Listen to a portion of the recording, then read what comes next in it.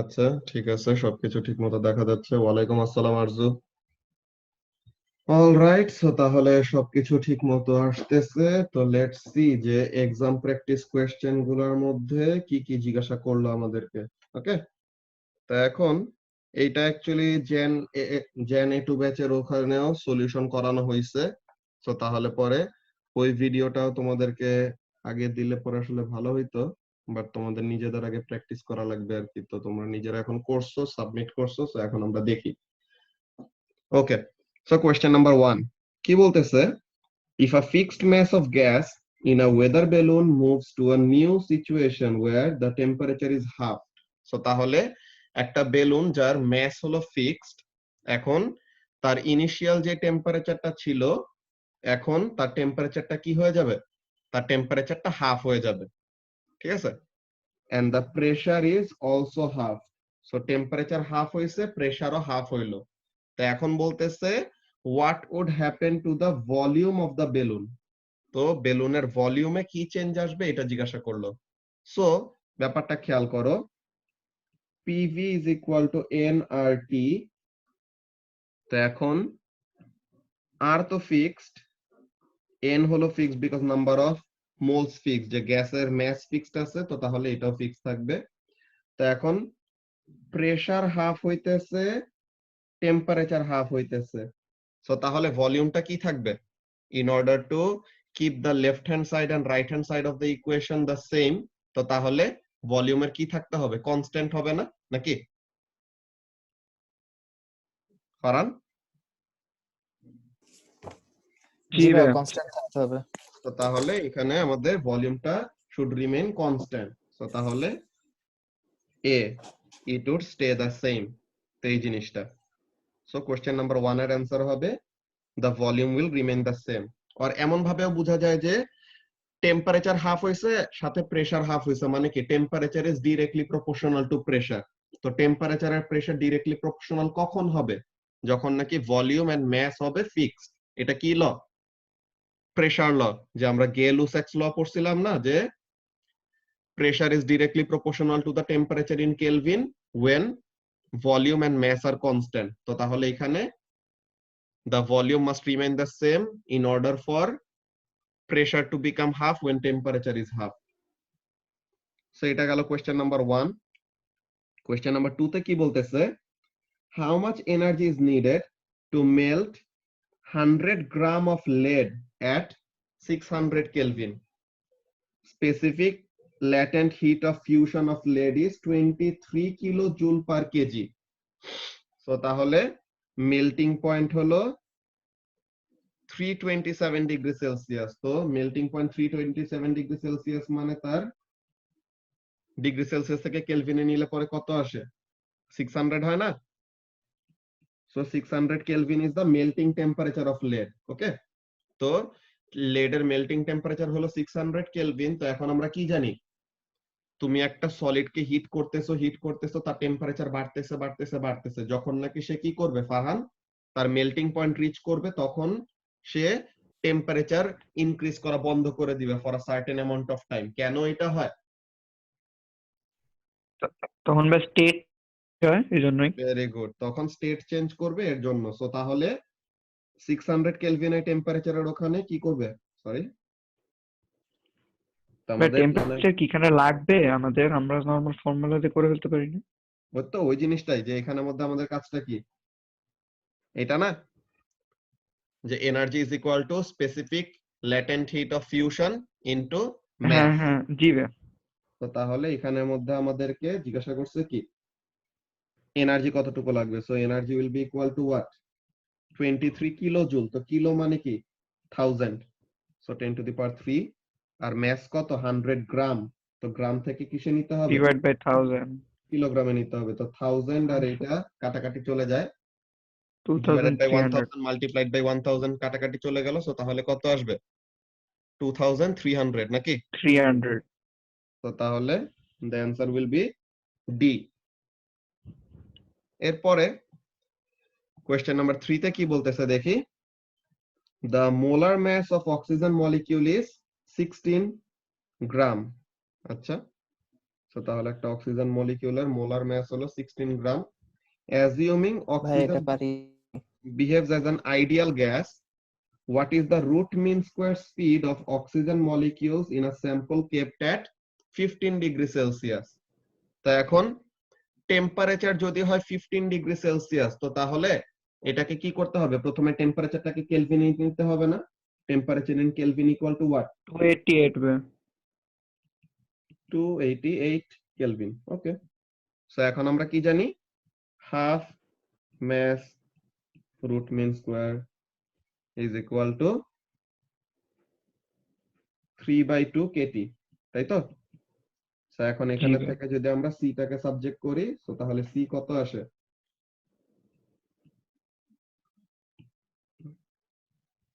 Sorry, দাঁড়াও 1 minute.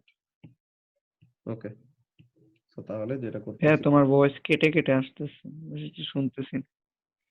কেটে কেটে আসতেছে ভয়েস। আল্লাহ, জি দাঁড়াও ভাইয়া। অনেক ভাই। দাঁড়াও 1 মিনিট।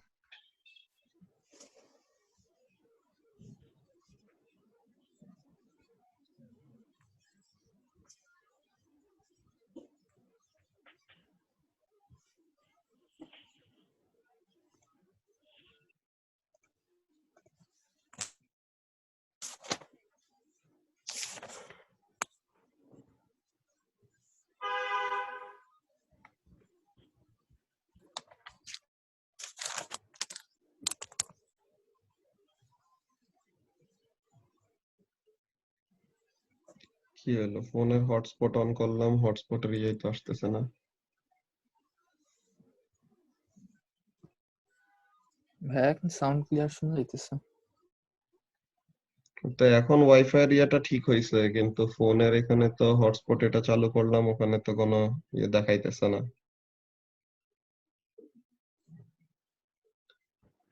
আচ্ছা, সো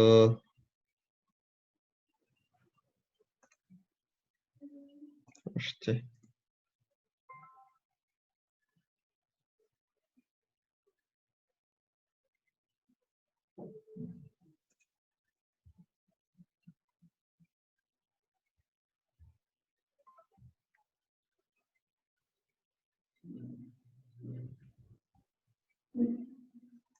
ওকে, সো এখন ফোনের হটস্পট দিয়ে পিসি কানেক্ট করছি, তো হোপফুলি এখন শুনতে পারার কথা।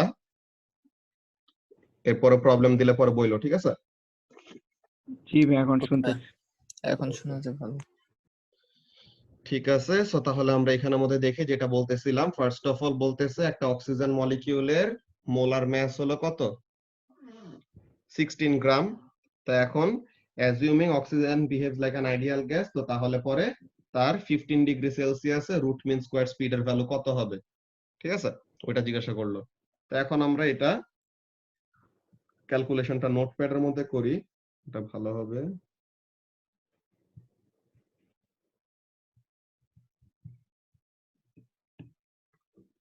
ওকে, তো তাহলে এখানের জন্য কত নম্বর কোশ্চেন এটা? আচ্ছা, কোশ্চেন যেটাই হোক, তো টেম্পারেচার হলো, 3 ভাই। ওকে, so question number 3, so half into mass of oxygen molecule into c squared is equal to 3 half kT, তাহলে পরে এটা is equal to কত হবে?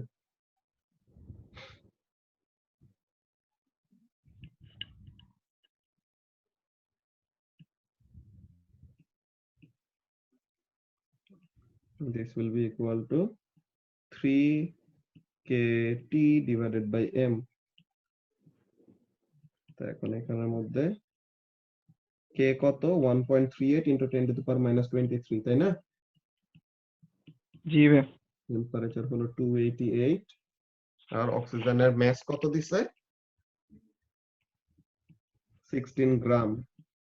তো গ্রাম থেকে কেজিতে নেওয়ার জন্য ডিভাইডেড বাই 1000, তাই তো আরিফিন? জি ভাই। জি ভাইয়া। এটার অ্যান্সার কত আসে?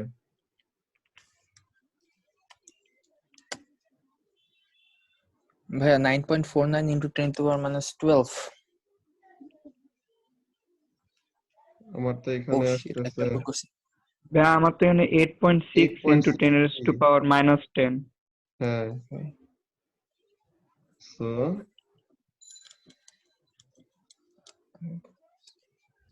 আচ্ছা, এখানের মধ্যে তো কি বলছে, মোলার ম্যাস বলছে তাই না?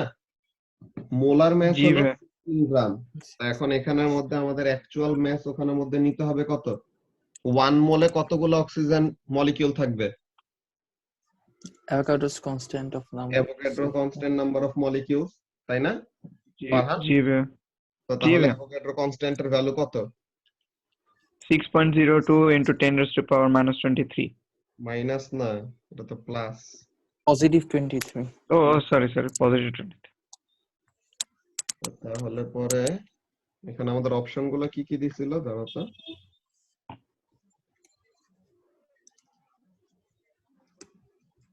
এখানের জন্য first of all molar mass of oxygen molecule হলো 16 গ্রাম।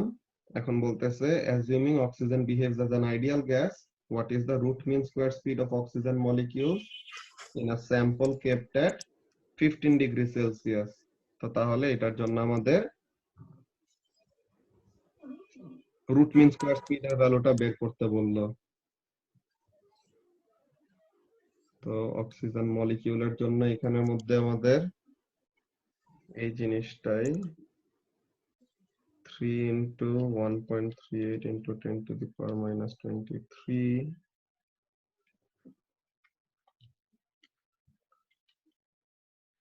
16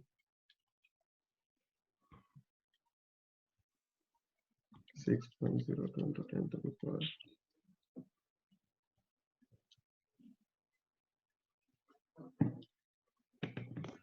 আচ্ছা, এখানে কি আমরা এই ভেলোসিটিটা অ্যাভোগাড্রোস কনস্ট্যান্টের সাথে মাল্টিপ্লাই করব না? সরি, অ্যাভোগাড্রোস নাম্বারের সাথে মাল্টিপ্লাই করব না? ভেলোসিটিটা ডিরেক্টলি মাল্টিপ্লাই করব না, এখানে আমাদের আরেকটা জিনিস ইয়ে করা লাগবে উপরে নিউমারেটরে। যে এখানের মধ্যে কাজটা দেখো যে মোলার ম্যাস মানে কি, যে 1 মোলের ম্যাস হলো কত? 1 মোল অফ অক্সিজেন গ্যাস হলো Avogadro's constant. 16 into 10 to the power minus 3 গ্রাম, তাই তো? Oh, জি ভাইয়া তো 1 মোল অক্সিজেন তার ম্যাস হলো 16 গ্রাম। তো তাহলে পরে 6.02 into 10 to the power 23 টা অক্সিজেনের ম্যাস কত? 16 গ্রাম। তো তাহলে একটা অক্সিজেন মলিকিউলের ম্যাস কত? 16 ডিভাইডেড বাই এটা না? জি ভাইয়া। পারিয়া বুঝতেছো কি বললাম? 1 মোল অক্সিজেনের ম্যাস হলো 16 গ্রাম, 1 মোল মানে হলো এতগুলো অক্সিজেন, তো তাহলে এতগুলো অক্সিজেন মলিকিউলের ম্যাস হলো 16 গ্রাম। তো তাহলে একটা অক্সিজেন মলিকিউলের ম্যাস কত হবে? একটা অক্সিজেন মলিকিউলের ম্যাস হবে 16 ডিভাইডেড বাই অ্যাভোগাড্রো নাম্বার। তো তাহলে পরে এই জিনিসটা আমাদের সমস্যা হয়েছে, যে কি জিনিস, 16 into 10 to the power minus 3 divided by 6.02 into 10 to the power 23। ভাইয়া অ্যান্সার 669.78 আসে। 669.78। 8 670 আসে রাউন্ড আপ। তো তাহলে পরে রাউন্ড আপ করলে পরে 670 হয়। এটা কোন অ্যান্সার? তাহলে option c. Option c. Okay, ক্যালকুলেশনটা কি তারিফ বুঝতে পারছো কি করলাম 3 নাম্বারের?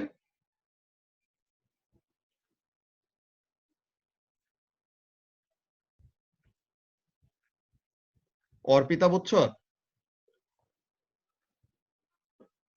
জি ভাইয়া, বুঝেছি।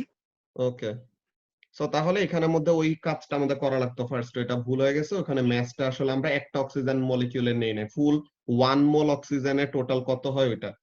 ওকে তারিফ, ঠিক আছে, বুঝলে, দ্যাটস ভেরি গুড। তো এখন আমাদের এমসিকিউ গুলা শেষ। এখন কোয়েশ্চেন নাম্বার 4, থিওরি কোয়েশ্চেন এখন থেকে শুরু। তো এখানের মধ্যে কি বলতেছে ফার্স্টে 4 এর এ তে, a typical aerosol can is able to withstand pressures up to 12 atmospheres। তো তাহলে 12 atmospheric pressure পর্যন্ত সে কি করতে পারে, প্রেসার উইথস্ট্যান্ড করতে পারে বিফোর এক্সপ্লোডিং আর কি, ঠিক আছে। তা এখন এক্সপ্লোড করার আগ পর্যন্ত সে এতটুকু কি করতে পারবে, প্রেসার উইথস্ট্যান্ড করতে পারবে। এখন বলতেছে a 3.0 into 10 to the power minus 4 meter cube aerosol contains 3.0 into 10 to the power 22 টা মলিকিউল। তো তাহলে এত ভলিউমে নাম্বার অফ মলিকিউল আছে এতগুলা, ওকে, of gas propellant, of gas as a propellant, show that the pressure would reach 12 atmospheres at a temperature of about 900 Kelvin. তো এখন atmospheric pressure or pressure inside the can 12 atmospheric pressure হওয়ার জন্য temperature কত হইতে হয় ওইটা show করতে বলছে। সো আমাদের এখানের মধ্যে ভ্যালুগুলা কি কি আমরা এখানের মধ্যে করতে পারবো ক্যালকুলেশনটা। PV is equal to NKT formula আছে না, এখানে আমরা ক্যাপিটাল N এরটা কেন নিলাম ফারহান, বিকজ আমাদেরকে নাম্বার অফ মলিকিউলস দেওয়া আছে, তাই না? জি ভাইয়া। তো তাহলে ক্যাপিটাল N তো নাম্বার অফ মলিকিউল রিপ্রেজেন্ট করে, তো ডিরেক্টলি এটা দিয়ে করতে পারবো আমরা কাজ। তো এখন এখানের মধ্যে কাজটা কি, টেম্পারেচারটা বের করব। তো temperature will be equal to PV by NK and pressure হবে কত, 12 অ্যাটমসফেরিক প্রেসার। 1 অ্যাটমসফেরিক প্রেসার হলো 1.0 ইনটু 10 টু দি পাওয়ার 5। তো তাহলে 12 অ্যাটমসফেরিক প্রেসার কত হবে, 12 ইনটু 1 অ্যাটমসফেরিক প্রেসারের ভ্যালু, তাই তো? জি ভাইয়া। ভলিউম কত, ভলিউম হলো 3.0 ইনটু 10 টু দি ভাইয়া 4। হ্যাঁ বলো।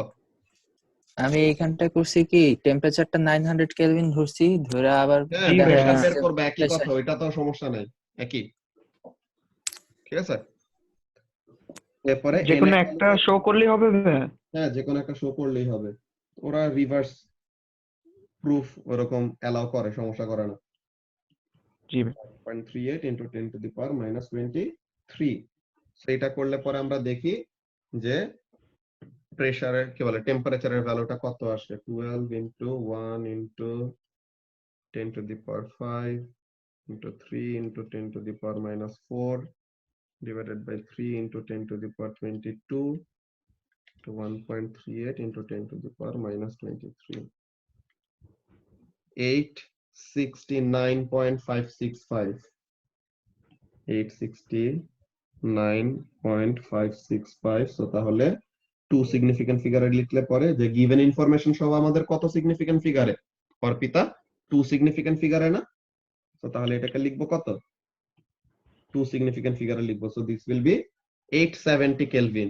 তো এখন এইটাকে যদি রাউন্ড আপ করি তো তাহলে আমাদের যত শো করতে বলছো এটার সাথে মিলে 870 কে রাউন্ড আপ করলে কত হবে, 900 হবে না? জি ভাই। তো তাহলে that will B the answer. So তাহলে এটা শো করা হয়ে গেছে। এই ক্যালকুলেশন ইজি ছিল, এটা নিয়ে প্রবলেম হওয়ার উচিত না। বি নাম্বারে কি বলতেছে দেখি, some aerosol cans contain a liquid as a propellant. কি হয়, the propellant exists inside the can as liquid. তো ক্যানের ভিতরে যখন থাকে তখন লিকুইড ফর্মে থাকে এন্ড ভেপার ফর্মে থাকে, and a vapour. Explain what happens when such an aerosol can is heated to about 900 Kelvin. তো এখন ওইরকম ক্যান, ওইরকম অ্যারোসল ক্যান যার ভিতরে প্রোপেলেন্টটা কি হিসেবে থাকে, লিকুইড হিসেবে থাকে। সো এখন তার টেম্পারেচার যদি তুমি 900 কেলভিনে নাও তো তাহলে পরে কি হবে, এখানের মধ্যে খেয়াল করো যে যত তুমি তার টেম্পারেচারটা বাড়াবা তত তত এখানের মধ্যে কি হবে, লিকুইড ফর্মে যে প্রোপেলেন্টটা আছে এটা বেশি বেশি করে গ্যাসে কনভার্ট হবে না? জি ভাইয়া। তো এখন যত তুমি ওখানের মধ্যে টেম্পারেচার বাড়াবা তত ওখানে লিকুইডের থেকে গ্যাস ফর্মে যাবে, কিন্তু লিকুইড একটা ক্যানের স্পেসিফিক একটা ভলিউম অকুপাই করে রাখবে, তাই তো? যে মনে করো এই হলো তোমার অ্যারোসল ক্যানটা, ঠিক আছে, এই তোমার অ্যারোসল ক্যান, তো লিকুইড এতটুকু জায়গা তোমার অকুপাই করে রাখছে, তো বাকি জায়গায় কি থাকবে, ভেপারটা থাকবে। তো যত তোমার টেম্পারেচার বাড়বে তত কি হবে, যত টেম্পারেচার বাড়বে এখানে লিকুইডের থেকে কিছু কিছু এরকম ভেপার ফর্মে যাবে, but still the volume that will be available will be less, তাই না? এখানের জন্য দেখো কি বলতেছে, কোশ্চেন নাম্বার 4 আমরা দেখি। ফার্স্টে এমসিকিউ গুলো ছিল কত কত, এ ডি সি ওগুলো তো গেল, দেন 870,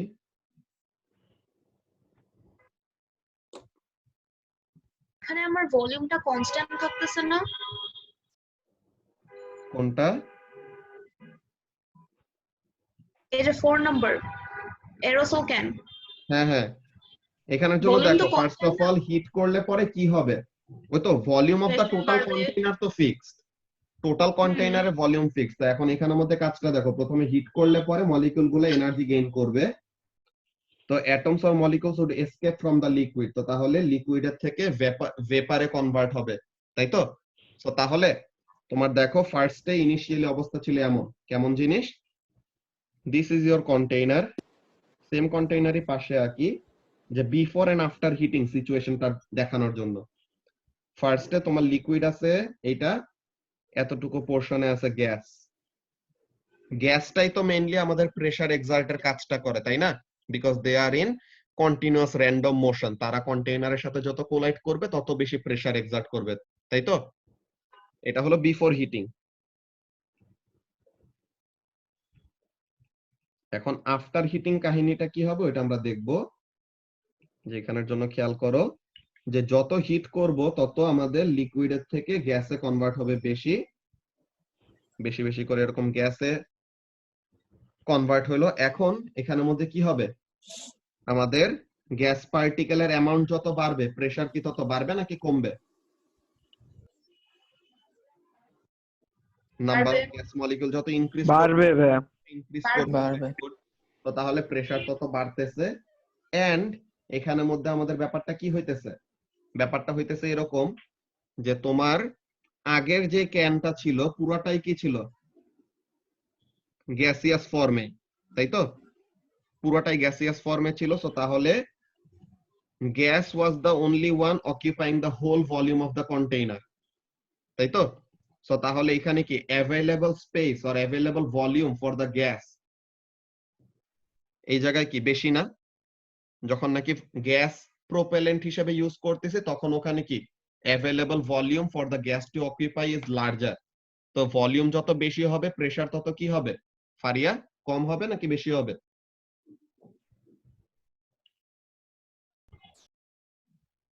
এখানে হলো গ্যাস অ্যাজ প্রোপেলেন্ট, ভলিউম বেশি হইলে প্রেসার তো কমবে।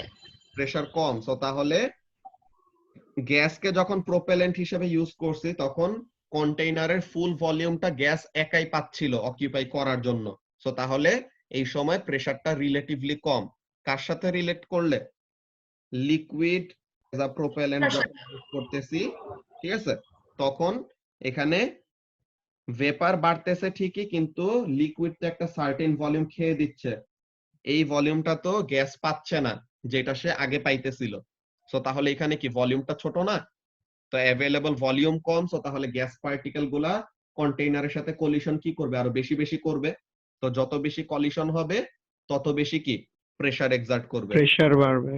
তো তাহলে এই কথাটা এখানের মধ্যে বলতেছে, ফার্স্ট পয়েন্টটা কি, যত হিট করা হবে atoms or molecules will gain energy, first এর কথা।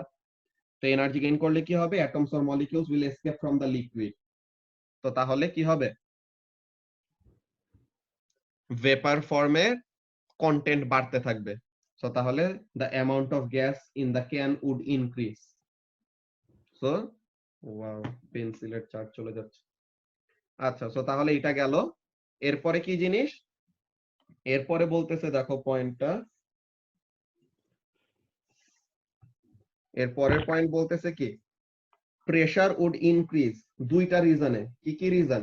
একটা হলো টেম্পারেচার ইনক্রিজের জন্য, আর একটা হলো অ্যামাউন্ট অফ গ্যাস বাড়ার জন্য। একটা কি, টেম্পারেচার বাড়লে প্রেসার বাড়ে, এই রিজনে প্রেসার বাড়বে। আবার নাম্বার অফ গ্যাস মলিকিউলও কি হইতেছে, ইনক্রিজ করতেছে না আরিফিন? লিকুইড থেকে যত ভেপারে কনভার্ট হবে তত কি number of gas molecules will also increase. তো তাহলে প্রেসার দুইটা রিজনে বাড়বে। কি কি রিজন? একটা হলো due to increase of temperature, আর একটা হলো due to increase of amount of gas. বুঝতে পারছো? জি। তো তাহলে গ্যাস এখানের মধ্যে অ্যামাউন্টে বাড়তেছে তো ওইটার জন্য প্রেসার বাড়বে, আবার টেম্পারেচার বাড়তেছে তো ওইটার জন্য প্রেসার বাড়বে। ওকে, দেন আরেকটা ব্যাপার কি, আরেকটা ব্যাপার হলো যে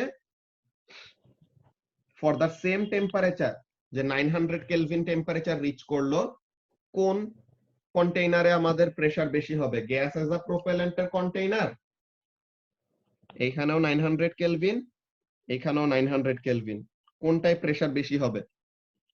ফারিয়া একটু আগে অ্যান্সার দিয়ে দিছে যে লিকুইড এজ আ প্রোপেলেন্ট যখন ইউজ করব তখন প্রেসার বেশি হবে। কেন?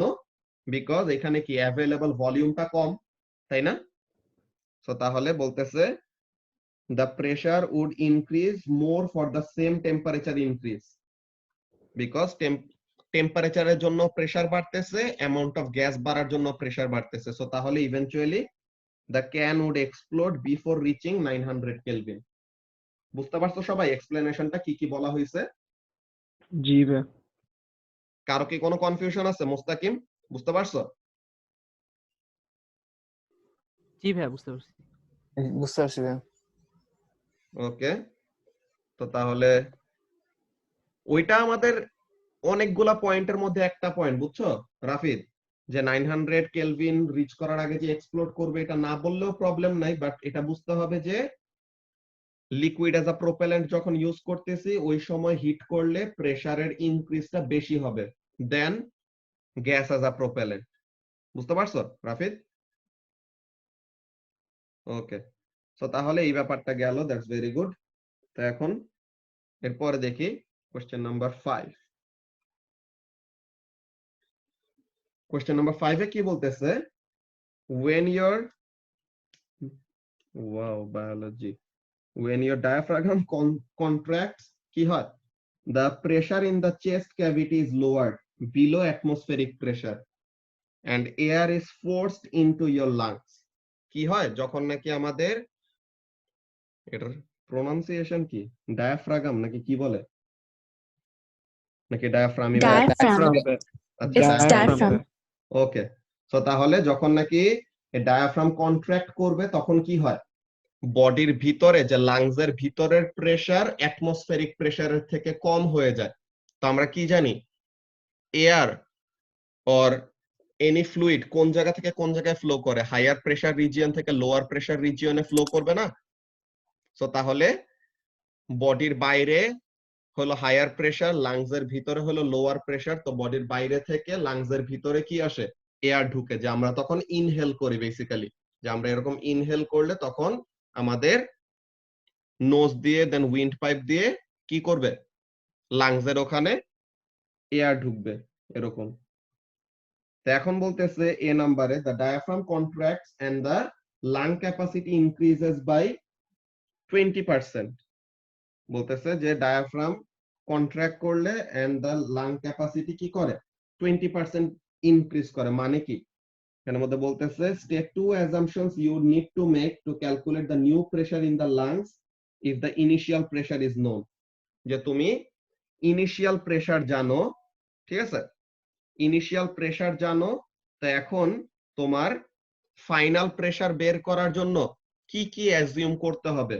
ফার্স্ট অফ অল এখানের মধ্যে তোমাকে ক্যাপাসিটির কথা বলছে, মানে কি ভলিউমের কথা বলছে, যে লাংসের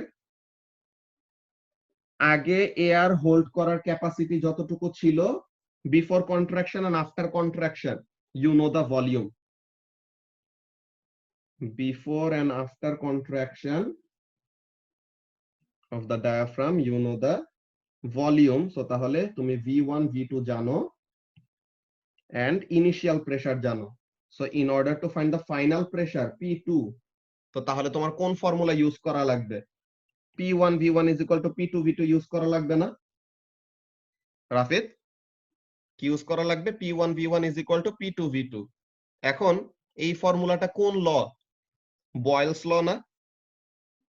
P1 V1 is equal to P2 V2 টা কোন ল? বয়েলস ল। সো এখন বয়েলস লতে আমরা কি কি অ্যাজিউম করি? কোন দুইটা জিনিস কনস্ট্যান্ট থাকবে? মাস এন্ড টেম্পারেচার, নাকি? জি ভাই। তো তাহলে এই দুইটা জিনিস কি রাখতে হবে? কনস্ট্যান্ট থাকতে হবে। সো তাহলে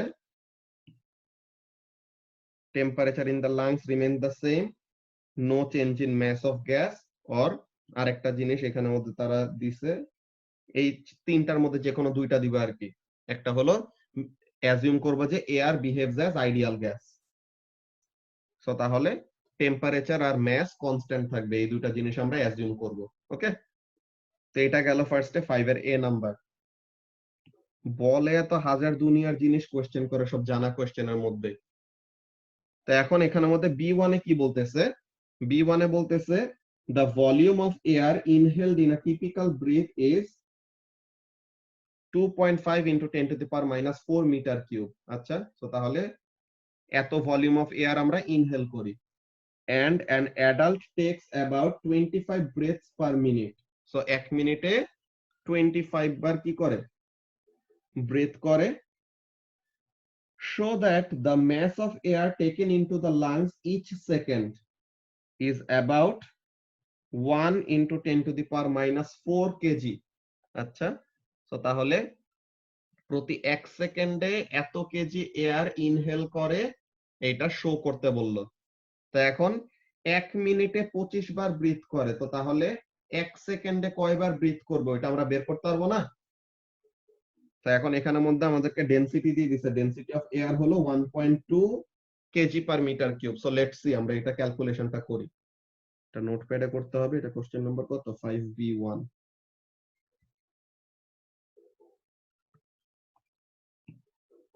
ওকে, সো তাহলে কোশ্চেন নাম্বার 5B1 কি জিনিস ছিল?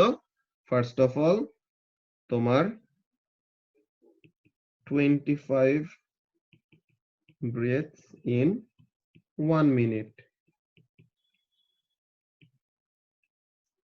আর কি ইনফরমেশন ছিল? আর ইনফরমেশন হলো যে volume in 1 breath is 2.5 into 10 to the power minus 4।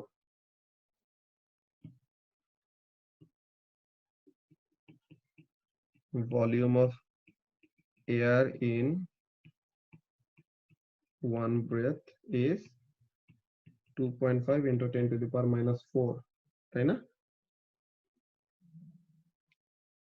আর এখন শো করতে বলছে যে ইচ সেকেন্ডে এত ম্যাস ইনহেল করে এটা, এন্ড ডেনসিটি দিয়েছে 1.2।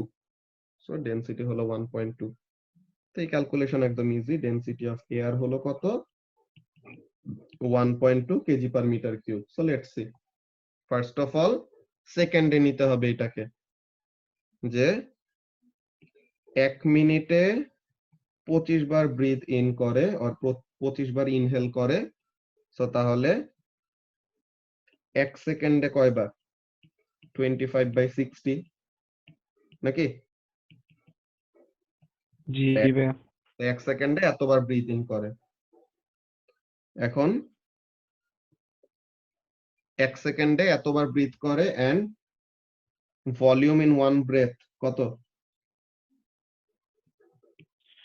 2.5 into 10 raised to power minus 4। একটা ব্রেথে ভলিউম হলো এত। সো তাহলে 25/60 টা ব্রেথে কত ভলিউম যাবে? 25/60 into 2.5 into 10 to the power minus 4। তো এখান থেকে কিছু একটা আসবে, এটা এখন রাউন্ড আপ করার দরকার নাই। সো একটা ব্রেথে ভলিউম হলো এত। তো এখন ডেনসিটি ইজ, সরি এটা এখানে ভালো বোঝা যাবে না, রেড density is equal to mass by volume. তো আমাদেরকে ম্যাস বের করতে বলছে না, পার সেকেন্ডে কত ম্যাস ইনহেল করে। So mass is equal to density into volume. Density হলো 1.2 আর ভলিউম কত? 25/60 into 2.5 into 10 to the power minus 4, তাই তো? সো তাহলে এটা করলে পরে কত আসে? 1.2 into 25/60 into 2.5 into 10 to the power minus 4, 1.25 into 10 to the power minus 4 kg per second. আর কি, যে প্রতি 1 সেকেন্ডে এত কেজি এয়ার কি করে? ব্রেথ ইন করে। তো তাহলে লিখবো কত? 1.3 into 10 to the power minus 4 kg air is inhaled per second। এই ক্যালকুলেশন নিয়ে কি কারো কোনো কনফিউশন আছে? না ভাই। না Okay. ভাই। তো তাহলে এটা আমাদের শো করতে বলছিল যে 1 × 10⁻⁴ এর মতো এমন কাছাকাছি একটা ভ্যালু আসবে, সো এটা আমরা শো করে ফেললাম। এখন B2 তে কি বলতেছে? B2 তে বলতেছে body temperature is 37.6 degree Celsius and the temperature outside the body is 20 degree Celsius. তো বডির টেম্পারেচার বেশি আর সারাউন্ডিং এর টেম্পারেচার কম, তো তাহলে হিটটা কোথায় যাবে? বডি থেকে সারাউন্ডিং এ যাবে নাকি সারাউন্ডিং থেকে বডির কাছে আসবে? সারাউন্ডিং থেকে বডির কাছে আসার কথা না? সারাউন্ডিং এর টেম্পারেচার কি বেশি নাকি কম? বডি থেকে সারাউন্ডিং এ যাবে। ভেরি ও। গুড, বডি থেকে সারাউন্ডিং এ যাবে, যার টেম্পারেচার বেশি তার থেকে হিটটা চলে যায়, তাই তো? সো তাহলে এই যে আমাদের কি হইতেছে দেখো, ভেরি গুড রাফিদ, বডি থেকে সারাউন্ডিং এ যাবে বিকজ হটার রিজিয়ন থেকে কোল্ডার রিজিয়নে ট্রান্সফার হয় হিট। ওকে আরিফিন, তো এখন এখানের জন্য যেটা আমরা দেখতেছি ব্যাপারটা খেয়াল করো যে বডি টেম্পারেচার হলো 37.6 ডিগ্রি সেলসিয়াস এন্ড বডি কি করতে চাবে? মেটাবলিজমের মধ্যে দিয়ে body will try to maintain the body temperature. 37.6 degree Celsius আমাদের নরমাল বডি টেম্পারেচার, তো তো তাহলে বডি তার এই টেম্পারেচারটা মেনটেন করতে চায়। তো এখন সারাউন্ডিং এর টেম্পারেচার কম, তো তাহলে সারাউন্ডিং এ তো হিট চলে যাবে, বাট স্টিল বডি টেম্পারেচারটা এত মেনটেন করার জন্য কি করতে হবে? আমাদের বডির ভিতরে যে এনার্জি গুলো আছে এনার্জি গুলো বার্ন আপ করতে হবে, তাহলে যেন হিট প্রডিউস করতে পারে। তো এই কথাটা বলতেছে কি জিনিস, যে calculate the rate at which energy is used to warm up the body temperature, warm air up to body temperature, যে বডি থেকে যে হিটটা যাচ্ছে সারাউন্ডিং এ, তো সারাউন্ডিং এর টেম্পারেচার বডি টেম্পারেচারের সমান বানানোর জন্য কত রেটে এনার্জি এখানে ট্রান্সফার হচ্ছে, যে calculate the rate at which energy is used to warm up air to body temperature, specific heat capacity of air হলো এত। সো তাহলে এখানের মধ্যে কাজটা কি? আমরা পার সেকেন্ডে, যে প্রতি 1 সেকেন্ডে কতটুকু এয়ার আমরা ইনহেল করি একটু আগে বের করছি না আরিফিন? জি ভাই। 1 সেকেন্ডে কতটুকু এয়ার আমরা ইনহেল করি ওটা বের করছি। এখন আমরা ইনহেল যত ভলিউম করব, এক্সহেল কি সেম ভলিউম করব নাকি বেশি করব নাকি কম করব? বেশি করবো না? বেশি করব। কেন? হ্যাঁ, বিকজ আমার বডি টেম্পারেচার বেশি, সো লাইক বেশি মলিকিউলস বের করে দিব। বেশি মলিকিউল বের করবে অ্যাকচুয়ালি এরকম না, এখানের মধ্যে তোমার temperature of the molecules will be higher, ঠিক আছে? তুমি যে মলিকিউল গুলো ছাড়বা মলিকিউল গুলা টেম্পারেচার বেশি হবে, কিন্তু তুমি যত অ্যামাউন্ট অফ গ্যাস ইনহেল করছো এর থেকে বেশি অ্যামাউন্ট অফ গ্যাস তো তুমি এক্সেল করতে পারবা না। পারবা? তোমার বডির ভিতরে তো আর কোনো গ্যাস নাই, তুমি তো নিজে কোনো গ্যাস প্রডিউস করতেছো না, তুমি সারাউন্ডিং থেকে, বায়োলজিতে তো করছিলাম। তুমি তো সারাউন্ডিং থেকে কি করতেছো? তুমি সারাউন্ডিং থেকে ফার্স্টে যতটুকু এয়ার লাংস দিয়ে নিলা, তো এখন তুমি এক্সেল করতে সময় কি করবা? বেশি গ্যাস রিলিজ করতে পারবা? আচ্ছা, না। তো কি বললাম যে তুমি তোমার বডির ভিতরে কিছু নাই, তুমি বাইরে থেকে প্রথমে ভিতরে নিলা, ঠান্ডা এয়ারটাকে ভিতরে নিলা, দেন গরম বাতাস বের করলা, ঠিক আছে? তো তাহলে এখন বললো যে কত রেটে এনার্জি সারাউন্ডিং এ যাচ্ছে ওই জিনিসটা বের করতে বলছে। তো তাহলে এখানের জন্য কাজটা কি? এখানের জন্য কাজটা হবে এরকম যে we know specific heat capacity related formula of energy, যে mass into specific heat capacity into temperature difference, তাই তো? তো তাহলে পার সেকেন্ডে কত mass of gas or কত mass of air তুমি রিলিজ করতেছো? একটু আগে যা শো করছি কত জিনিস, যেখানের মধ্যে দেখো তারা অ্যানসারে কি করছো সেম জিনিসই করা উচিত, যে এখানের মধ্যে ফার্স্টে আমাদের ক্যালকুলেশন তো 1.25 ইনটু এটা আসছিল।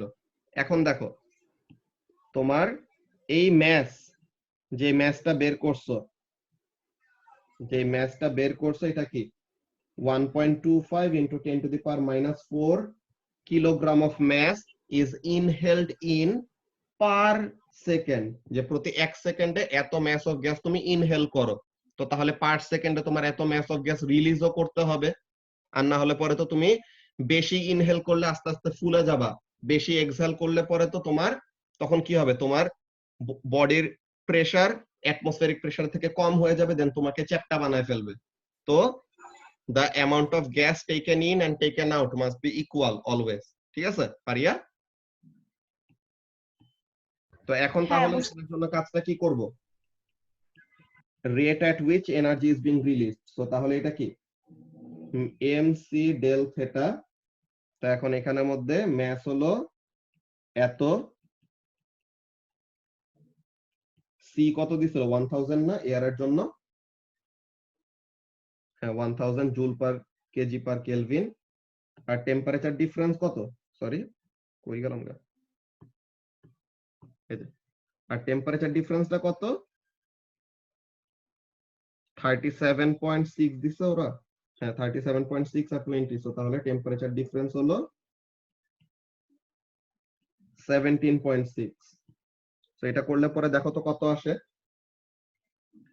1.25 into 10 to the power minus 4 into 1000 into 17.6, 2.2 joule per second, 2.2 আসে ভাইয়া। হ্যাঁ তো তাহলে 2.2 জুল পার সেকেন্ড, তো জুলস পার সেকেন্ডটাকে আমরা কি বলি, পাওয়ার বলি না? জি ভাইয়া। তাহলে ওই জিনিসটা যে, তো তাহলে ইচ সেকেন্ডে এত জুল অফ এনার্জি বডির ভিতর থেকে বাইরে বের হয়ে যাচ্ছে, তো তাহলে আমাদের বডির ভিতরেও কি করতে হবে, in order to maintain the same temperature বডিকেও সেম রেটে এনার্জি জেনারেট করতে হবে, আর না হলে পরে আমরা আস্তে আস্তে কি হব, ঠান্ডা হয়ে যাব। বুঝতে পারছো? বুঝতে পারছি। ফারিয়া বুঝতে পারছো এখন ক্যালকুলেশনটা কি হবে? ভাইয়া লিভ খাইছে। ও আচ্ছা, ইন্টারনেটের সমস্যা, মোস্ট প্রবাবলি, প্রবলেম নাই। ওকে, তো এখন এখানের মধ্যে আমরা দেখি পরেরটা, question number 6। A student uses the apparatus shown to investigate the relationship between pressure and volume of a gas. Okay, so আমরা প্রেসার এক্সার্ট করব, আর এরকম pump in or pump out যেটাই করি, দেন আমরা এই প্রেসার গজের মধ্যে দেখব প্রেসারের ভ্যালু কত, আর এই অয়েলের লেভেল দেখে আমরা দেখব যে ট্র্যাপড এয়ারের ভলিউম কত। So volume and pressure related আমরা ইনফরমেশন পাবো, pressure from the pressure gauge and volume from the glass tube. এখন বলতেছে কি জিনিস, air is trapped in a glass tube of uniform cross sectional area. আচ্ছা, so তাহলে একটা গ্লাস টিউব যার ক্রস সেকশনাল এরিয়া হলো ফিক্সড, ওইটার ভিতরে ট্র্যাপ করা আছে এয়ার। এখন বলতেছে as the pressure of trapped air is increased, the length of the trapped air decreases. So তাহলে প্রেসার বাড়াইলে কি হচ্ছে, ট্র্যাপড এয়ারের ভলিউম কমে যাচ্ছে, তো ভলিউম কমে গেলে পরে লেন্থ কমে যাবে। কেন এটা বলতে পারবা? এখানে লেংথ বলতে কি বুঝাইছে? Length of the air column, হ্যাঁ length of the air column, এই যে এইটা, ওই যেটা, হ্যাঁ। তো তাহলে এই যে সাদা কালারের যে এই কলামটা দেখতে পাইতেছো না, ট্র্যাপড এয়ার বলা এইটা, তাহলে দেখো ব্যাপারটা কি, this is the cross sectional area, আচ্ছা, এটা হলো cross sectional area and this is the length. So তাহলে ভলিউম ইকুয়াল টু কি, cross sectional area into length না,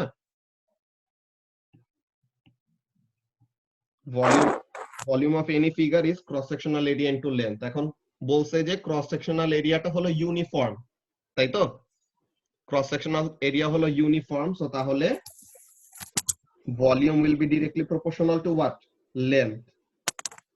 বুঝতে পারতেছো কি বললাম মোস্তাকিম? জি ভাইয়া। আচ্ছা, সো তাহলে ক্রস সেকশনাল এরিয়া হলো ফিক্সড, সো তাহলে length can be directly related to volume, যে লেন্থ বাড়া মানে ভলিউম বাড়া, লেন্থ কমা মানে ভলিউম কমা। ওকে, সো তাহলে এর জন্য তারা এরকম ইউনিফর্ম একটা টিউবের মধ্যে গ্যাস রাখে, তাহলে যেন তাদের এরিয়া নিয়ে চিন্তা করতে না হয়, তারা ভলিউমটাকে রেকর্ড করবে আর ভলিউমটাকে ফলো করবে according to the length. Column of air এর লেন্থ যত বড় হবে মানে কি ভলিউম তত বেড়ে গেছে এমন টাইপের। সো তাহলে এই জিনিসটা বললো যে প্রেসার যখন ইনক্রিজ করতেছে length of the air column কমে যাচ্ছে। সো তাহলে প্রেসার বাড়াইলে ভলিউম কমবে, এটা তো আমরা এমনিও জানি according to Boyle's law. So তাহলে pressure and volume must be inversely proportional to one another. তো এখন বললো the student collects data and plots the following graph। এই গ্রাফটা নিয়ে আমরা দেখবো কি করতে হবে। ফার্স্টে এ নাম্বারে বলতেছে state the variables that should be controlled in this investigation। কি কি কাকে কাকে কনস্ট্যান্ট রাখতে হবে? Temperature and mass of gas, তাই না? জি ভাইয়া।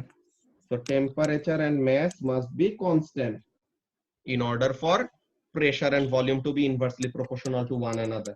যে আমরা pressure and volume related information নিতেছি, সো তাহলে বাকি জিনিস গুলাকে যে টেম্পারেচার এন্ড ম্যাস কে কনস্ট্যান্ট থাকতে হবে। বি নাম্বারে কি বলতেছে theory suggests that for the trapped air in the tube the pressure is inversely proportional to volume V. use your graph to show that this relationship is correct, state an assumption that you are making। so এই জিনিসটা কিন্তু তোমাদেরকে ওই দিন দেখাইছিলাম, মনে আছে ফারিয়া? এমন একটা গ্রাফ পাইলা, তো এখন এই গ্রাফ থেকে তোমার এখন শো করতে হবে আর বলতে হবে যে এই y and x ভেরিয়েবল গুলো হলো ইনভার্সলি প্রপোর্শনাল। কিভাবে শো করব এটা? যে কনস্ট্যান্টের ভ্যালু সেম থাকবে। এক্সিলেন্ট। যে এখানে if pressure and volume are really inversely proportional to one another, then তাহলে কি k into 1 by v, which means pressure into volume is equal to a constant। so তাহলে তুমি যে কোন একটা র্যান্ডম প্রেসারের ভ্যালু নাও এন্ড তার corresponding ভলিউমের ভ্যালু নাও। ভলিউম কি এখানের জন্য তো লেন্থ। তো এই দুইটার প্রোডাক্ট এন্ড বাকি সবগুলার অলওয়েজই প্রোডাক্ট কি হবে? সেম হবে। দেখি আমরা এখানে প্রেসার হলো 400 কিলো প্যাসকেল আর এখানে লেন্থের ভ্যালুটা কত? এটা 12 না? 12। So 12 centimetre. ভাইয়া 11 হবে। 11 হবে? জি ভাইয়া। এই যে 10, এই যে 10, তারপর 11 এটা, 12 এটা, 13, 14, 15, 12 তো। ভাইয়া 12 না 11 হবে।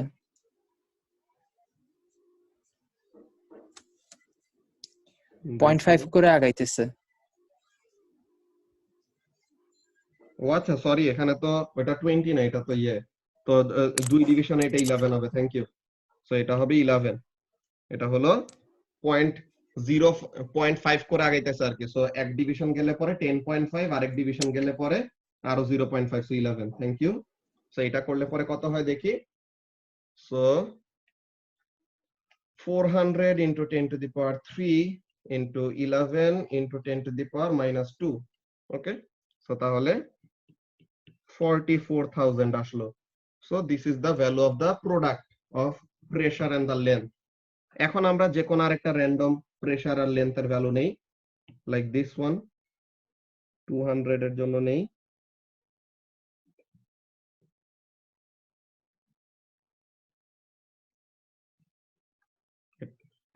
এটার জন্য কত? 22.5, তাই তো? জি ভাইয়া। 200 into 10 to the power 3 into 22.5 into 10 to the power minus 2। তাহলে এই দুইটা মাল্টিপ্লাই করলে পরে কত আসে? 200 into 10 to the power 3 into 22.5 into 10 to the power minus 2, 45,000। তো এরকম একদম এক্স্যাক্টলি ইকুয়াল আসবে এমন না, বাট আমাদের কাছাকাছি এরকম হবে আর কি। এরপর আমরা আরেকটা ভ্যালু দিয়ে ভেরিফাই করতে পারি। লেটস সি কোনটা করা যায়। 100 দিয়ে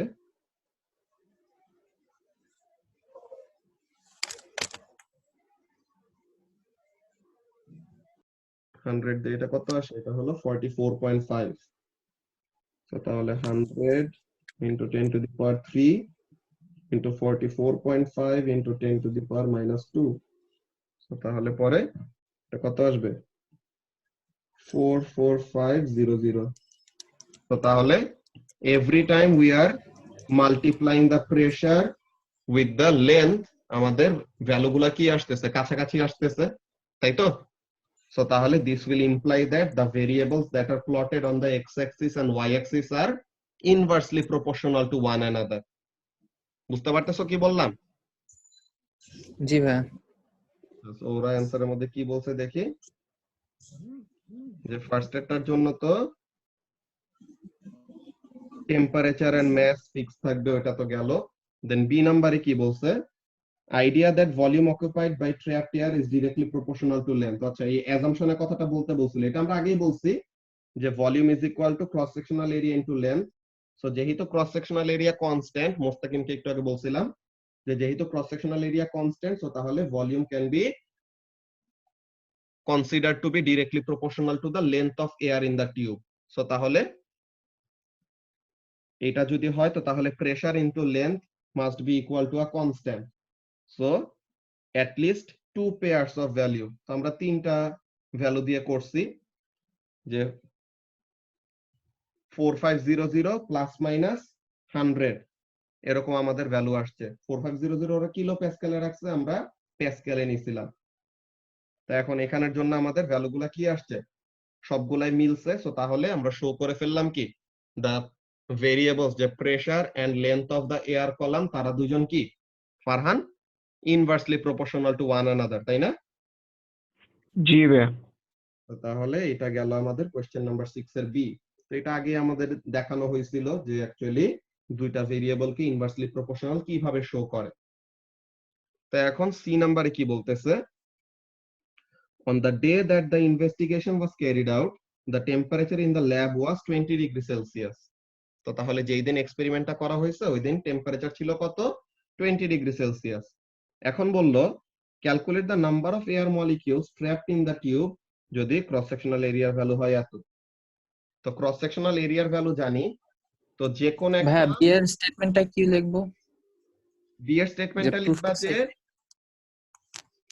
অ্যাজাম্পশনটা হলো কি, since cross sectional area is constant, volume will be directly proportional to length of air column. Okay. ঠিক আছে? Area constant, volume will be directly proportional to the length. Okay. হ্যাঁ, length of trapped air এমন। Directly proportional করতে বললে Rafid, directly proportional করতে বললে আমাদের ratio নেওয়া লাগতো, বুঝছো? দেখো ডিরেক্টলি প্রপোর্শনালের ব্যাপারটা কেমন Rafid, y directly proportional to x, তো তাহলে y is equal to kx, তো তাহলে k will be equal to what, y axis আর x axis এ প্লট করা ভেরিয়েবল গুলার রেশিও, তাই তো?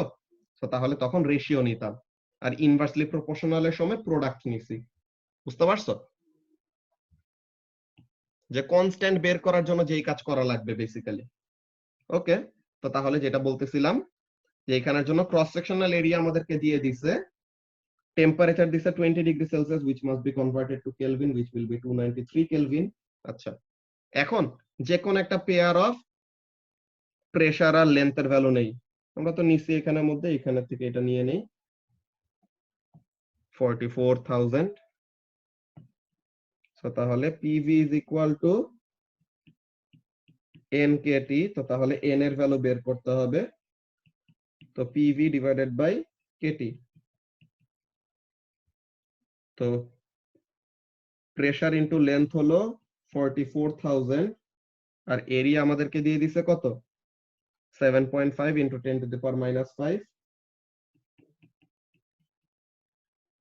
এখন ডিভাইডেড বাই কে কত, 1.38 into 10 to the power minus 23, আর টেম্পারেচার হলো 293 কেলভিন, তাই তো?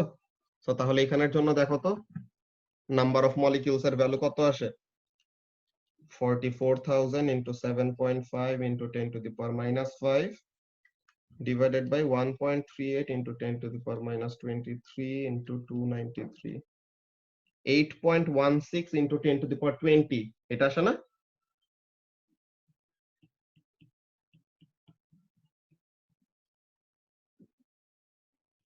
ভাইয়া কোনো রেঞ্জ আছে?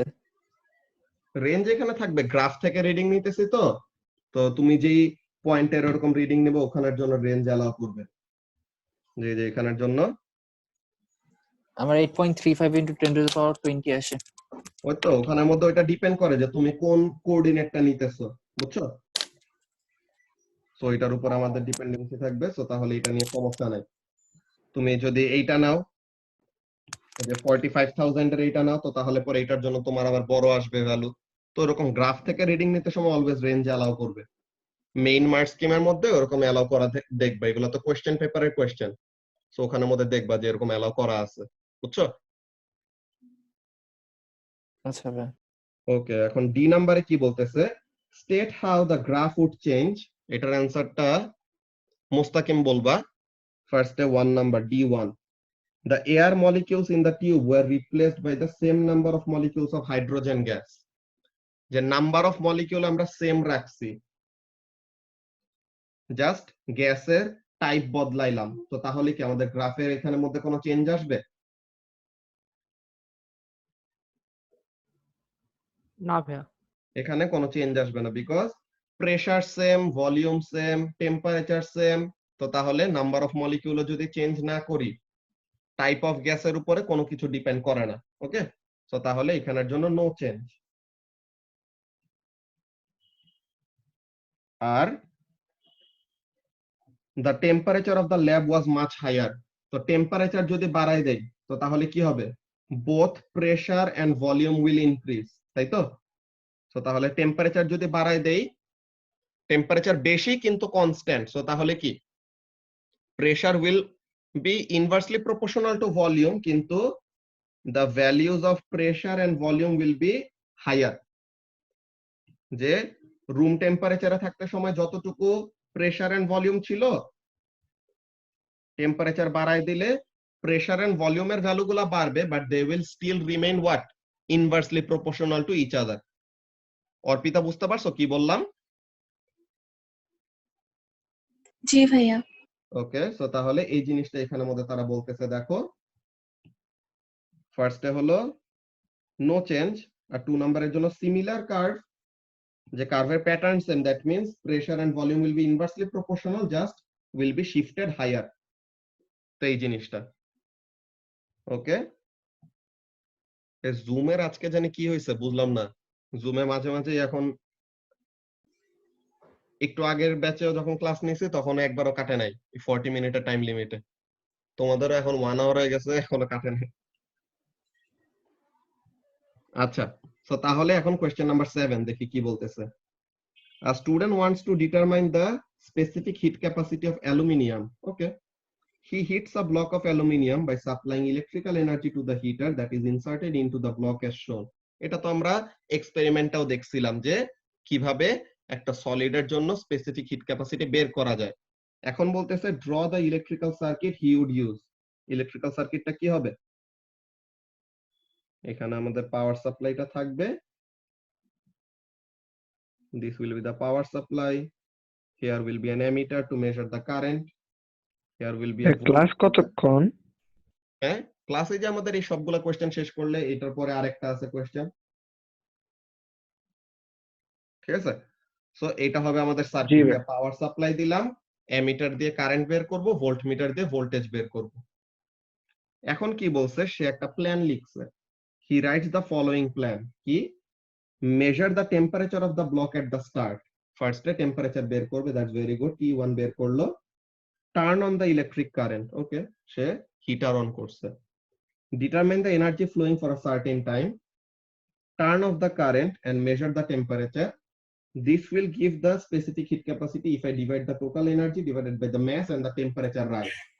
এখন বললো তার প্ল্যানে এখানে বলা যায় ঠিক আছে, কিন্তু তাও there is room for improvement। তো কি কি করা যায় ওই জিনিসটা বলতে হবে, যে write an improved plan that includes details of the method to be used and any precautions needed to produce an accurate value for the specific heat capacity of aluminium. So তাহলে এখানের জন্য কাজগুলো কি করা লাগবে, যে ইলেকট্রিক কারেন্ট যে আমরা টার্ন অন করতেছি তখন কি করতে হবে, সাইমালটেনিয়াসলি স্টপ ওয়াচ অন করতে হবে, তাই তো? যে যতক্ষণ হিটার অন থাকবে ততক্ষণ যেন স্টপ ওয়াচ ওই টাইমটা রেকর্ড করে, যে দ্য টাইম ফর উইচ কি হচ্ছে, the time for which the current is flowing. So এটা হলো 1 মার্ক। এরপরে কি ইলেকট্রিক্যাল এনার্জি কত ফ্লো করলো এটা আমরা কিভাবে বের করব, কারেন্ট বের করতে হবে অ্যামিটার দিয়ে, ভোল্টেজ বের করতে হবে ভোল্টমিটার দিয়ে, দেন স্টপওয়াচ থেকে কি পাবো, হিটার কতক্ষণ অন ছিল ওই টাইমটা পাবো। সো তাহলে কারেন্ট জানি, ভোল্টেজ জানি, টাইম জানি, so using those values we can determine the electrical energy using the formula E is equal to IVT, তাই তো? সো তাহলে E is equal to IVT, এই ফর্মুলা দিয়ে আমরা কি বের করলাম, এই ফর্মুলা দিয়ে we will determine the electrical energy supply. Then অ্যাজাম্পশনটা কি করতে হবে, ইলেকট্রিক্যাল এনার্জি যত সাপ্লাই করছে এখানের মধ্যে অ্যাজাম্পশনটা করতে হবে এরকম যে যেই এনার্জিটা হিটারকে দেওয়া হচ্ছে পুরাটাই কে পাচ্ছে, অ্যালুমিনিয়াম পাচ্ছে, যে সারাউন্ডিং এ কোনো হিট লস হচ্ছে না। এটা হলো আমাদের একটা অ্যাজাম্পশন। এন্ড হিট লস না হওয়ার জন্য কি করা যায়, ইনসুলেশন ইউজ করা যায় না, যে অ্যালুমিনিয়ামের চারপাশে কি করতে হবে, ইনসুলেশন দিতে হবে।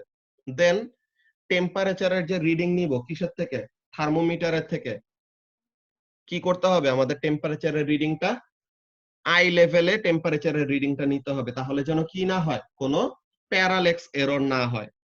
বুঝতে পারতেছো কি বলতেছি ফারহান? জি ভাইয়া। তো তাহলে এগুলা হলো আমাদের কতগুলো ইমপ্রুভমেন্ট যেগুলো করা যাবে। তো ফার্স্ট অফ অল টেম্পারেচারের চেঞ্জটা বড় করার জন্য কি করতে হবে, start below and finish above the room temperature, যে তোমার রুম টেম্পারেচার তো 20 ডিগ্রি সেলসিয়াস।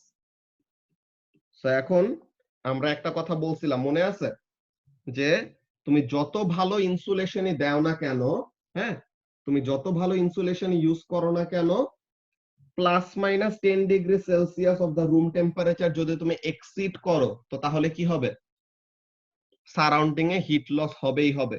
ঠিক আছে, তোমার ইনসুলেশন দিয়ে তাহলে ইফেক্টিভ কোনো কাজ হবে না। সো তাহলে you have to maintain that, যে কি করা লাগবে, start at a temperature below the room temperature. কিভাবে পসিবল, রুম টেম্পারেচারের থেকে কম টেম্পারেচারে শুরু করার ওয়েটা কি, ফার্স্টে অ্যালুমিনিয়ামটাকে ঠান্ডা করতে হবে, তার চারপাশে এরকম আইস দিয়ে বা তাকে ফ্রিজের মধ্যে রেখে দেন বের করে কি করা লাগবে, ইনিশিয়াল টেম্পারেচারটা রুম টেম্পারেচারের থেকে কম রাখতে হবে।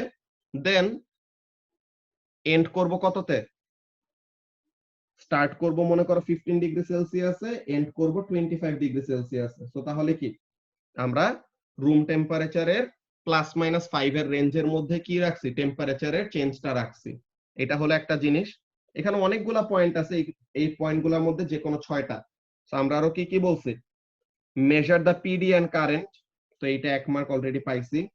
এরপরে at the start and at the end find the average, যে পিডিটা স্টার্টেও বের করব এন্ডেও বের করব, দেন এভারেজ একটা পিডি এন্ড এভারেজ একটা কারেন্ট নিব।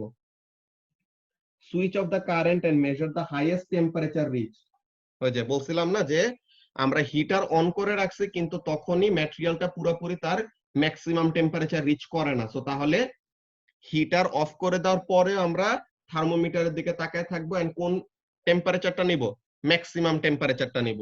ওকে, এরপর আরেকটা হলো যে ইনসুলেশন ইউজ করা লাগবে, ব্লকের ম্যাস বের করতে হবে।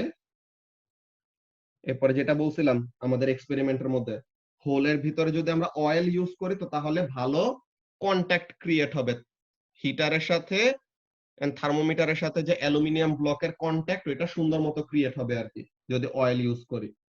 এরপরে use the stop clock to measure the time of current flow, calculate the energy using the formula is equal to IVT. এরপরে এখানে থেকে আমরা কি করব, স্পেসিফিক হিট ক্যাপাসিটি বের করব by drawing a graph. Appropriate graph কেমন হইতে পারে, E is equal to mc del t। তো তাহলে পরে আমরা কেমন যদি লিখি, del t into mass, তো তাহলে y equal to mx। তো x axis এ এইটা and y axis এ এনার্জি যদি প্লট করি তো তাহলে ওই গ্রাফের গ্রেডিয়েন্ট আমাদেরকে কি দিবে ফারহান, যদি আমরা y axis এ এনার্জি and x axis এ যদি product of temperature and mass plot করি তো তাহলে এই গ্রাফের গ্রেডিয়েন্ট আমাদেরকে কি দিবে, স্পেসিফিক হিট ক্যাপাসিটি দিবে না?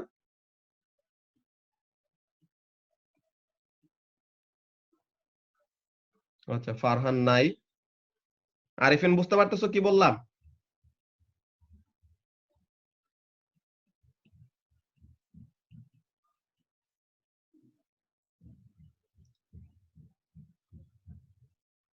কি হলো, তোমরা কি শুনতে পাইতেছো? দেখি, ইন্টারনেট তো ঠিকই আছে।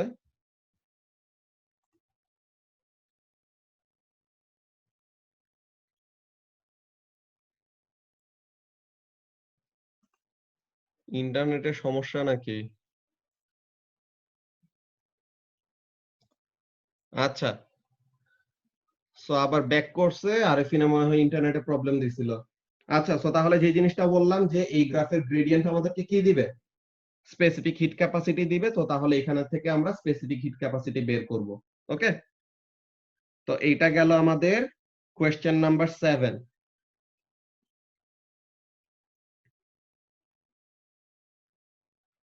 এখন last question, question number 8। Thank you Arzu. বুঝতে পারছি যে আমার এখানে এখন ইন্টারনেট ঠিক আছে, ওখানে প্রবলেম করতেছে। তাহলে ফারহান আর আরিফিনের ওখানে প্রবলেম নাই। তো এখন আমরা এখানের মধ্যে দেখি কোয়েশ্চেন নাম্বার 8। কোয়েশ্চেন নাম্বার 8 এর এখানে কি বলতেছে? The picture shows an inflatable globe. যে এরকম আগে ওরকম গ্লোব পাওয়া যাইতো না, এখনো তো পাওয়া যায়, যে বেলুন আর কি, যে ওইটা ফুলাইলে পরে তখন ওয়ার্ল্ডের এই গ্লোবটা পুরাটা ইনফ্লেট হইতো, এমন টাইপের কি জিনিস। This is a flexible plastic sphere on which a map of the world is printed. It is inflated by blowing into it like a balloon. এখন বলতেছে when fully inflated the globe has a volume of কত?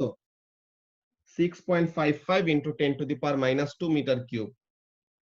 At a temperature of 22 degrees Celsius, the pressure exerted by the air in the globe is এত।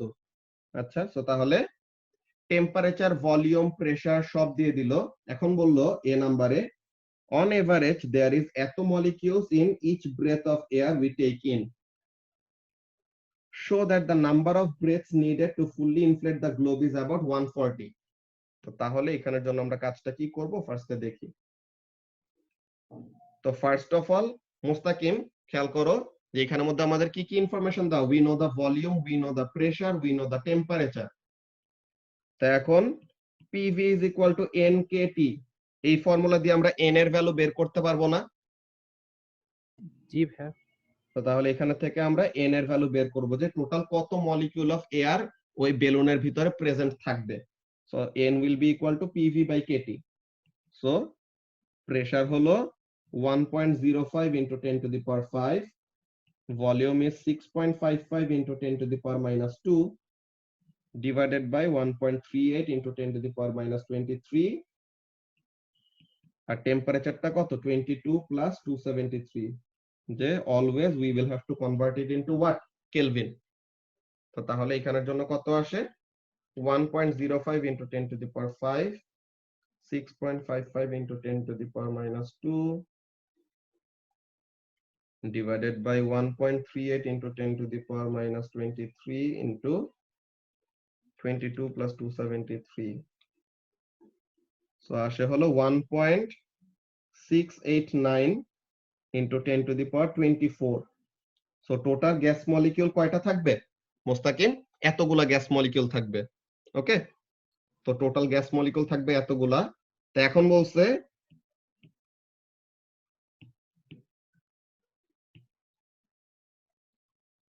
একটা ব্রিথে কত molecule যায়? 1.25 into 10 to the power 22. So তাহলে 1.25 into 10 to the power 22 টা molecules in one breath. So তাহলে এতগুলা molecule বেলুনের ভিতরে ইনসার্ট করার জন্য কতবার আমাদের ব্রিথ করা লাগবে ওই জিনিসটা? সো তাহলে 1.689 into 10 to the power 24 টা মলিকিউল হওয়ার জন্য কি হবে?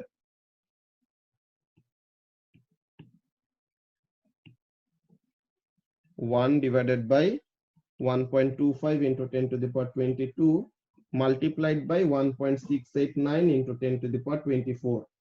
একদম ইউনিটারি মেথড।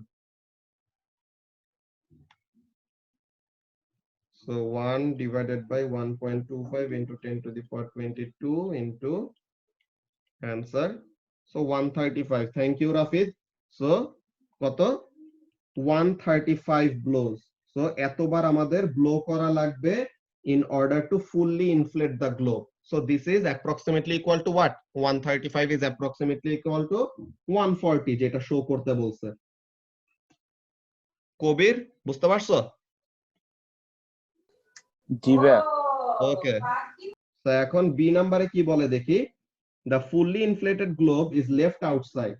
আচ্ছা, তো বেলুনটা আর গ্লোবটাকে ফুললি ইনফ্লেট করে দেন বাইরে রাখছে, যেখানে বাইরের টেম্পারেচারটা কি বেশি, যে and its temperature rises from 22 degree Celsius to 30 degree Celsius. তো তাহলে টেম্পারেচার বেড়ে গেছে। Volume of the globe same আছে, তো টেম্পারেচার বাড়লে কি হবে? গ্লোবের ভিতরে যে এয়ার মলিকিউল গুলো আছে তাদের কাইনেটিক এনার্জি বেড়ে যাবে না? তো তাহলে তারা বেশি বেশি কলিশন করবে, তো তাহলে প্রেসার বাড়বে। তো এখন বললো calculate the new pressure exerted by the air in the globe. তো এখানে ভলিউম যেহেতু কনস্ট্যান্ট, সো তাহলে আমরা কোন ফর্মুলা ইউজ করতে পারি Mostakim? P1 by T1 is equal to P2 by T2 use করা যায় না ডিরেক্টলি? जी भैया। তো তাহলে এখানে থেকে we will be able to find the new pressure. So P2, so P2 টা কত হয়? Let's see. P2 will be equal to P1 into T2 divided by T1. So initial pressure হলো 1.05 into 10 to the power 5. T2 হলো 30 plus 273 আর T1 হলো 22 plus 273. So তাহলে নতুন প্রেসারটা কত হয়? Let's see. It must be greater than initial value multiplied by 30 plus 273 divided by 22 plus 273. So 1.0785. 1.0785 into 10 to the power 5. So তাহলে 1.08 basically. তাহলে নতুন প্রেসারটা কত? 1.08 into 10 to the power 5 pascal. ঠিক আছে? সো এটা হলো আমাদের বি নাম্বারের অ্যান্সার। Finally last question. আল্লাহ, আমি তো নিজে হাঁপাই গেছি। তো এখন সি নাম্বারে কি বলতেছে দেখি। ক্যালকুলেট দা নিউ প্রেসার, এটা তো গেল। Including ideas of momentum. ঠিক আছে, মোমেন্টামের আইডিয়া ইনকর্পোরেট করে অ্যান্সারটা করতে বললো। কি জিনিস? Explain why the pressure exerted by the air in the globe increases. তো মোমেন্টামের ব্যাপারটা চিন্তা করলে কেন আমাদের এখানে প্রেসারের ভ্যালুটা ইনক্রিজ করতেছে। তো ব্যাপারটা খেয়াল করো, এই অ্যান্সারটা খুবই ইন্টারেস্টিং। তোমার এই অ্যান্সারটা লিখলে পরে তোমার অলওয়েজ মার্ক পাওয়ার চান্সেস বেড়ে যাবে। একটা হলো as temperature increases, যে এখানের জন্য আমরা যদি দেখি as temperature increases kinetic energy increases. Kinetic energy increase করলে ভেলোসিটি বাড়বে। ভেলোসিটি যদি বাড়ে তো তাহলে কি মোমেন্টাম বাড়বে না? ভেলোসিটি যদি বাড়ে তো তাহলে মোমেন্টাম বাড়বে। That's very good. নাও ব্যাপারটা দেখো, কলিশনের সময় কি হয়? আমরা তো তাদেরকে কি ধরতেছি? আইডিয়াল গ্যাস ধরতেছি না? এখন আইডিয়াল গ্যাসের মধ্যে যখন নাকি কলিশন হবে, আর তারা যখন নাকি কন্টেইনার ওয়ালে কোলাইড করবে, কি হবে? ইলাস্টিক কলিশন হবে, তাই তো? সো তাহলে we assume that they undergo elastic collision. এটা আমি নোটপ্যাডে দেখাই।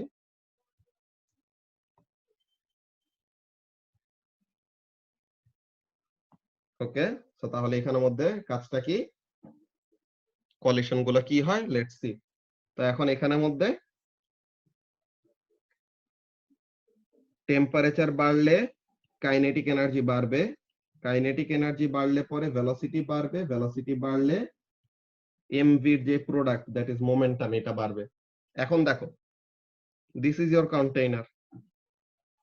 এই মলিকিউলটা এই আসলো ভেলোসিটি ভি দিয়ে, এই গেল ভেলোসিটি ভি দিয়ে। তো তাহলে চেঞ্জ ইন মোমেন্টাম কত হবে আরিফিন?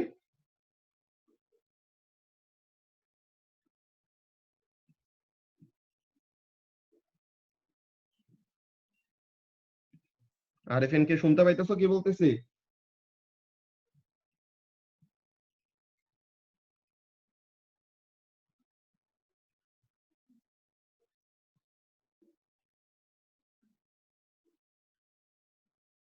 আচ্ছা ঠিক আছে, সমস্যা না, আমি এখানের মধ্যে বলে দিতেছি যে এখানের মধ্যে কাজটা কি। আমরা টুয়ার্ডস রাইট যদি পজিটিভ ধরি আর টুয়ার্ডস লেফট যদি নেগেটিভ ধরি, কেন পজিটিভ নেগেটিভ ধরা লাগতেছে? মোমেন্টাম কি ভেক্টর কোয়ান্টিটি না মুস্তাকিম? জি ভাইয়া ভেক্টর।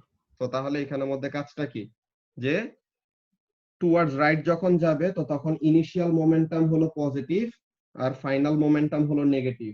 তো তাহলে ফাইনাল আর ইনিশিয়াল এর মধ্যে যদি আমরা ডিফারেন্স নেই, ফাইনাল মোমেন্টাম হলো মাইনাস এমভি আর ইনিশিয়াল মোমেন্টাম হলো এটা। তো তাহলে ফাইনাল মাইনাস ইনিশিয়াল করলে পরে চেঞ্জ ইন মোমেন্টাম কত হয়? 2 এমভি, তাই তো? তো চেঞ্জ ইন মোমেন্টাম হলো 2 এমভি। তো এখন ভেলোসিটি যদি বেড়ে যায় তো তাহলে চেঞ্জ ইন মোমেন্টামের ভ্যালু কি হবে? বাড়বে না মুস্তাকিম? ভেলোসিটির ভ্যালু যদি বেড়ে যায় তো তাহলে চেঞ্জ ইন মোমেন্টামের ভ্যালুও বাড়বে। চেঞ্জ ইন মোমেন্টামের ভ্যালু যদি বাড়ে, আমরা একটা জিনিস জানি, নিউটন সেকেন্ড ল কি বলে? Unbalanced force is directly proportional to rate of change in momentum. তো তাহলে চেঞ্জ ইন মোমেন্টাম যত বাড়বে তত force exerted on the container wall বাড়বে। তো একটা হলো কি নাম্বার অফ কলিশন বেশি, আর একটা হলো পার কলিশন ফোর্স বেশি। কি কি জিনিস? দুইটা ব্যাপার, একটা হলো number of collision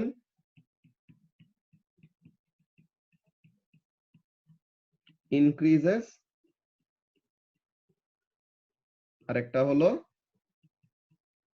per collision force increases.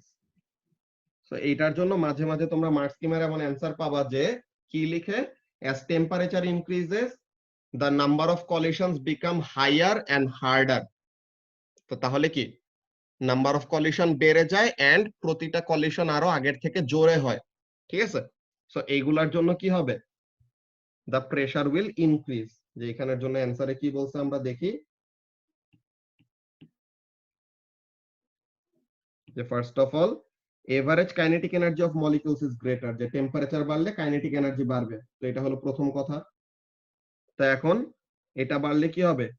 ফাস্টার move করবে, so collision rate with the container wall is greater. তো ফ্রিকোয়েন্সি অফ কলিশন বেড়ে গেল, ফার্স্ট এর কথা। There is more momentum per collision, তো পার কলিশন মোমেন্টামের অ্যামাউন্টও বাড়তেছে। তো মোমেন্টামের ভ্যালু যত বেশি, চেঞ্জ ইন মোমেন্টামও তত বেশি হবে না? একটু আগে মাত্র আমরা দেখলাম যে পার কলিশন আমাদের চেঞ্জ ইন মোমেন্টাম বেশি, মানে পার কলিশন ফোর্স বেশি আর কি। তো পার কলিশন ফোর্স বেশি প্লাস নাম্বার অফ কলিশনও বেড়ে গেছে। So therefore overall a greater force is exerted on the container wall. তো তাহলে প্রেসার কি হবে? বেড়ে যাবে। ক্লিয়ার হয়েছে এখন রাফিদ?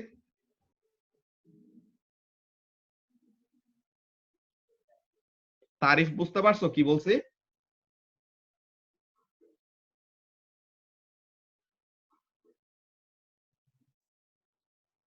ওকে, সো তাহলে এইগুলো ছিল আমাদের থার্মোডাইনামিক্স এর এক্সাম প্র্যাকটিসের কোয়েশ্চেন। মাঝে এখানে মার্ক স্কিমে ভুলে সিম্পল হারমোনিক মোশনের একটা কোয়েশ্চেন দিয়ে দিয়েছে, যেটা আমাদের এখানে না, পরে আসবে। সো সিম্পল হারমোনিক মোশনের ওইটা আমরা পরে পড়বো। থার্মোডাইনামিক্স শেষ, আমরা সানডেতে স্টার্ট করব নিউক্লিয়ার দিকে। ভাইয়া বুকলেট কবে দিবা? বুকলেট তোমাদের ফার্স্ট উইকে চলে আসার কথা। এনজেড ভাই বললো যে এখন তো বুঝছো ইহাবে রাজীব ভাইয়াকে প্রিন্ট করতো না, রাজীব ভাই আর কি অন্য কাজে চলে গেছে, তার জন্য নীলক্ষেত থেকে করাইতে হয়। তো ওখানে থেকে আনতে এনজেড ভাই কিভাবে আনো এটা আমি টাইম ফুললি জানি না, তাও এনজেড ভাইকে জিজ্ঞাসা করছিলাম, বলছে ফার্স্ট উইকে চলে আসার কথা, বুঝছো?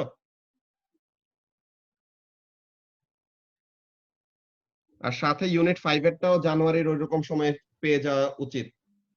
ওগুলা দিয়ে দিতেছে আসিফ, সো এখন ওইটা তখনের মধ্যে দিয়ে দিলে ইউনিট 5টাও তখন আমরা শুরু করে দিব আর কি। ঠিক আছে মাহি? জি ভাইয়া।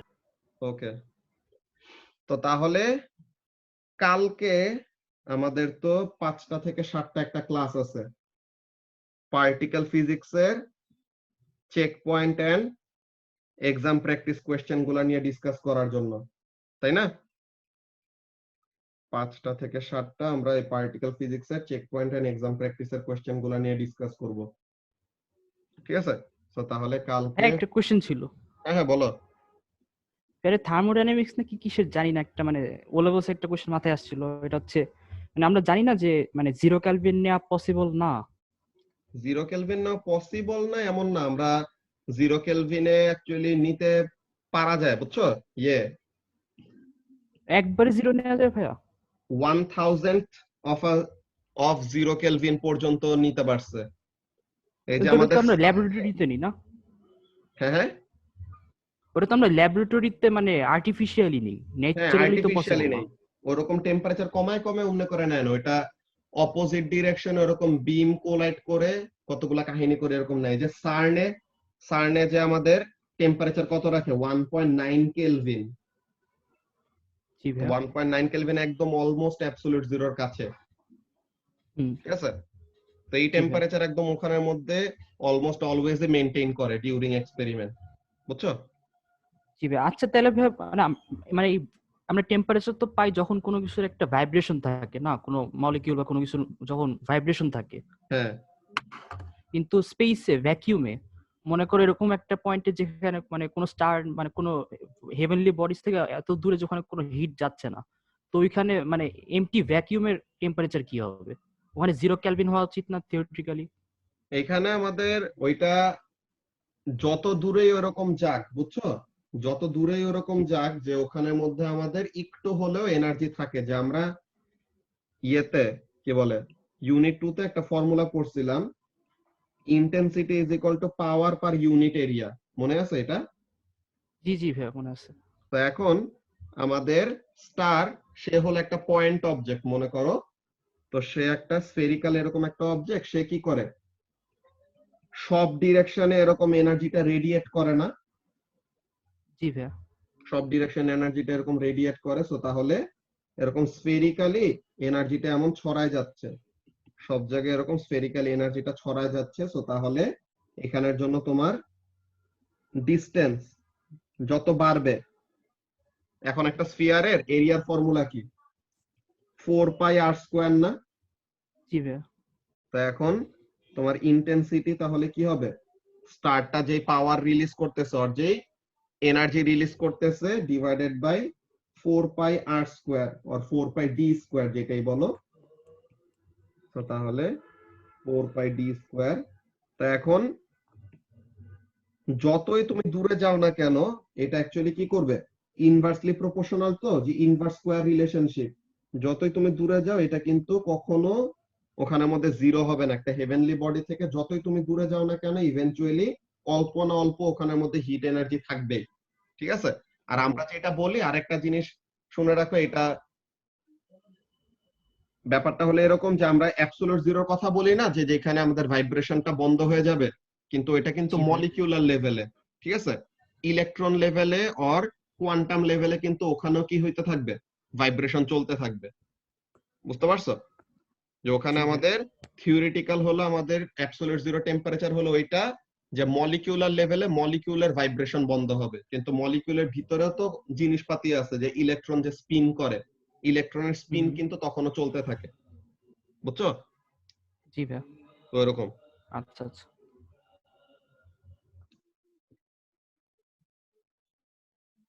ইউনিট 4 এর প্লেলিস্ট তো দিয়ে দিছি রাফিদ, আবার লিংক দিয়ে দিবনি, সমস্যা নাই। আর বুকলেট ইউনিট 4 এর, হ্যাঁ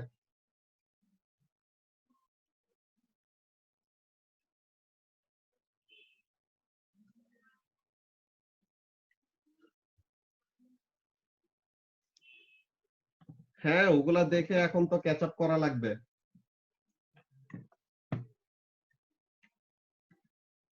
ঠিক আছে, তাহলে কারো কি আর কোনো কোয়েশ্চেন আছে থার্মোডাইনামিক্স রিলেটেড?